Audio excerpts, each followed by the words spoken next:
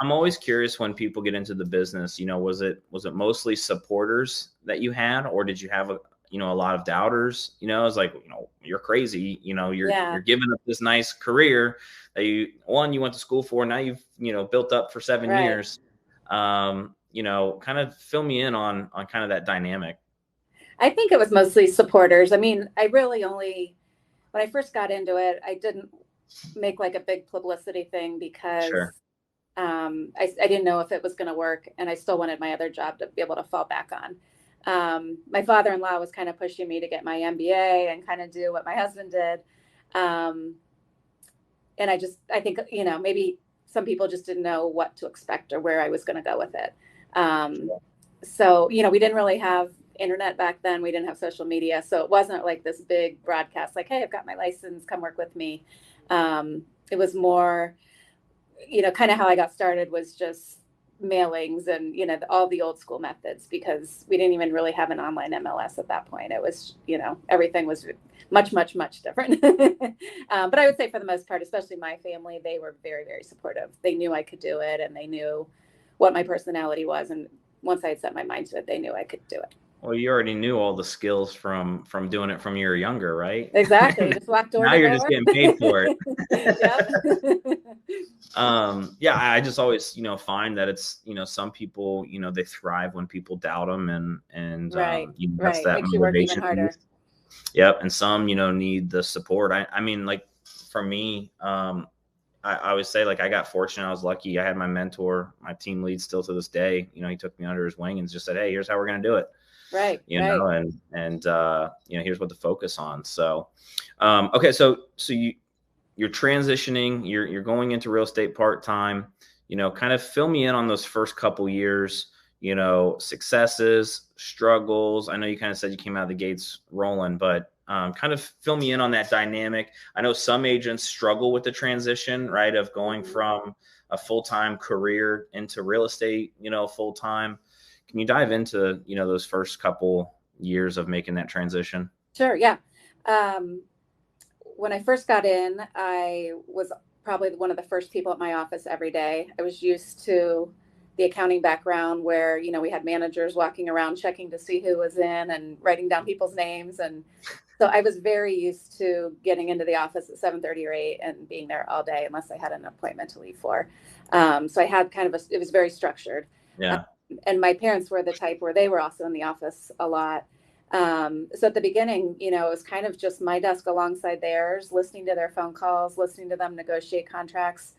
I picked 2 neighborhoods. One of them was a condo area, and one of them was more like a single family first time buyer area. Okay. And I just started sending mailings there every quarter. And that's really how I got going, because a lot of my business early on was from those neighborhoods. And even though I wasn't selling a lot in those neighborhoods, they just kept seeing my name and they felt like I was the expert because they kept getting my, mailings with my name on them.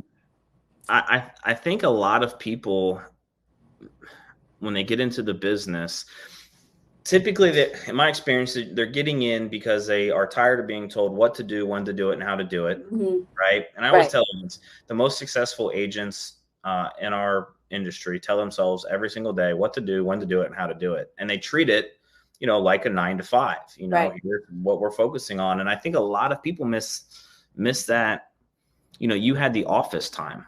Right. And like you said, I could hear the conversations, I could hear the negotiations, I could ask questions about the contracts or whatever the case may be. And, I get that most people want that freedom and flexibility, of life and of the career. But I find if you just put in that office time, it's going to compress the time it takes for you to find that success. Exactly. Yeah. You're hearing like real life situations and how people handle it and what the talking points are and things like that. Yeah.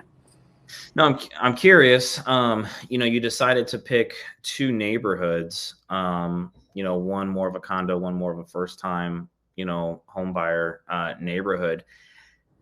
Was that by design? I mean, did your parents help you through kind of that thought process? Right. They didn't necessarily pick out those 2 neighborhoods, but that was their suggestion, kind of to find areas where it might be more first time buyer based, and my chances of picking up some business there might be a little bit better. One thing that differentiated my team with my parents versus other people when they get in the business, which I knew going into it, but it's just different. I think a lot of people don't realize it about our team. When I got in the business, my mom and dad were their team, and they're like, you're your own agent. You're not, like, we weren't 3 people on a team. They're like, you're not coming on our team. You can get into the business, but you're not joining our team. Right. And we would advertise together, but I was paying a third of the advertising bill. So if we advertised in the newspaper, which we did back then, I was paying a third of the ad. They were paying 2/3 of the ad.